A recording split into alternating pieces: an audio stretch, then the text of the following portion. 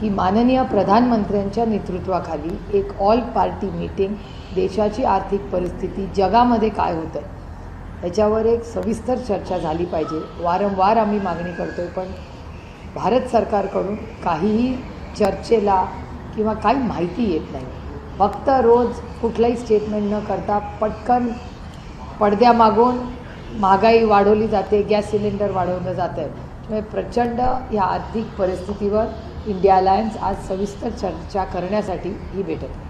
काही सगळ्यात महत्त्वाचं, सुरुवातीला शिवसेना फुटली, नंतर तुमचा पक्ष, नंतर आम आदमी पक्षाचे राज्यसभा खासदार, आता टीएमसीचे खासदार, विरोधी पक्षातील खासदार एक प्रकारे भाजपसोबत जात आहेत किंवा त्यांच्या मित्र पक्षासोबत जात आहेत, याच्यावरती काही चर्चा होणार आहे? एक तर राष्ट्रवादी काँग्रेस पक्ष फुटला नाही, फोडला। शिवसेना फुटली नाही, फोडण्यात आली। आणि तुम्हाला सगळ्यांना आईस हा शब्द माहिती आहे, उन्हाळा पण खूप वाढलेला आहे, त्याच्यामुळे आईस म्हणजे तुम्ही लिंबू सरबत, आता लिंबू पण महाग झाले, ते पण असं लांबूनच अर्धा ग्लास बघायलाच मिळतं आहे।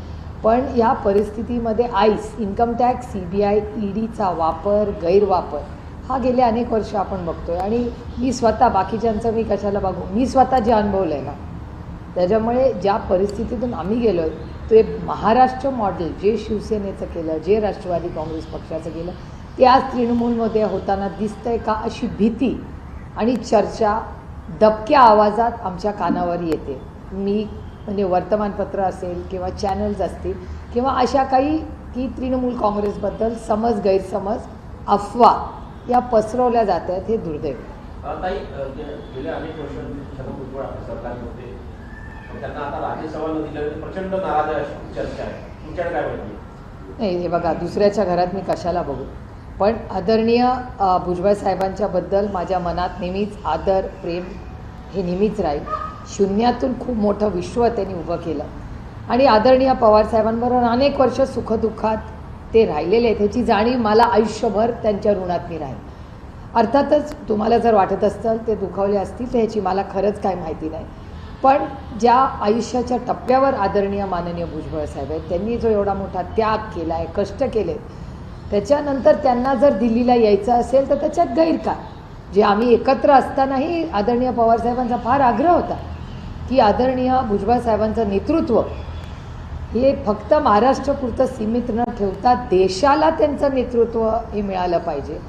आणि अर्थातच भारताला एक मोठा नेता जो खरं मिळू शकला असता, पार्लमेंटमध्ये त्यांची उत्तम भाषा करायची पद्धत, त्यांची भाषणं, त्यांचे विचार, पण ते अर्थातच दिल्लीमध्ये आले असते तर देशामध्ये एक मोठं नेतृत्व उभं राहिलं असतं।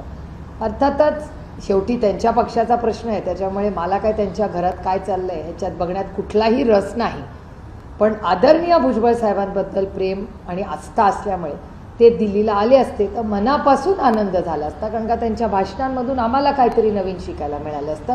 एवढाच त्याचा माझा स्वतःचा स्वार्थ की मला त्याच्यातून काहीतरी त्या पद्धतीने ते अनेक महत्त्वाचे मुद्दे मांडतात, त्याच्यात शिकायला मिळालं असतं काहीतरी, फक्त मला नाही, नवीन अनेक खासदारांना। उमेदवारी जी आहे ती अजितदादांच्या पक्षाकडे दिली गेली आहे, 2 वर्षाची पोटनिवडणूक आहे आणि त्यासाठी ती उमेदवारी दिली गेली। चर्चा वेगवेगळ्या नावांच्या होत्या, अशी एक चर्चा आहे की एका ऑडिओ क्लिपमुळे एका खासदारांना एका व्यक्तीला राज्यसभेचं तिकीट मिळणार होतं, त्या ऑडिओ क्लिपमुळे त्यांचं तिकीट दिलं, अशी पण एक चर्चा आहे। आता ऑडिओ क्लिप वगैरे मला काय माहिती नाही बाबा, कारण तुम्ही काय बोलता हाच विषय मला माहिती नाही, त्याच्यामुळे कोणाची क्लिप, काय क्लिप, हे काय होती असं सांगितलं जातं। दादांबद्दल किंवा पवार कुटुंबाबद्दल काही वेगवेगळे शब्द त्यामध्ये वापरले गेले होते, त्यावरून काही पक्षाचे सध्या असलेल्या पक्षाचे नेते नाराज आहेत असं बोललं जात होतं। ती क्लिप एका व्यक्तीने ती तिथपर्यंत पोहोचली होती,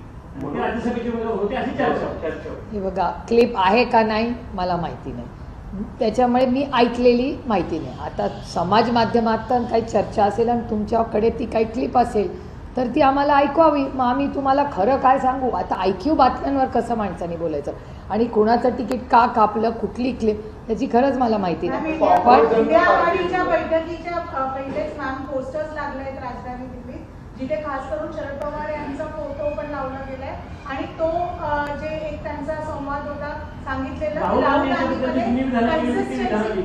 राहुल गांधीमध्ये कन्सिस्टन्सी नाही। भ्रष्टाचार ह्या 3 गोष्टीची खतखत त्या शेवटच्या माणसापर्यंत समाजात काश्मीर टू कन्याकुमारी आहे का, तर आहे. हे कॉकरोच जनता पार्टीनी दाखवून दिलं. त्याला कुठल्याही सर्वेची गरज राहिलेली नाही. मला विचाराल तर याची चिंता सत्ताधाऱ्यांनी केली पाहिजे. याचं कारण जी गोष्ट आम्ही वारंवार बोलत आलेलो आहोत ती या कॉकरोच जनता पार्टीचे जे मेंबरशिप आहे, त्यांची जी भाषणं आहेत, त्याच्यात नवीन पिढीने मांडलेले जे मुद्दे आहेत ते त्याच्यात दिसून येतात. काही शिवसेना इंडिया आघाडीमध्ये आहे, एवढा मोठा तर दिल्लीमध्ये आज इंडिया आघाडीची बैठक आहे आणि त्या संदर्भात त्या बैठकीमध्ये अनेक मुद्द्यांवर चर्चा केली जाईल अशी माहिती यावेळी सुप्रिया सुळे यांनी दिली. यासोबतच बुलेटिनमध्ये आता वेळ झाली इथेच थांबण्याची. नमस्कार.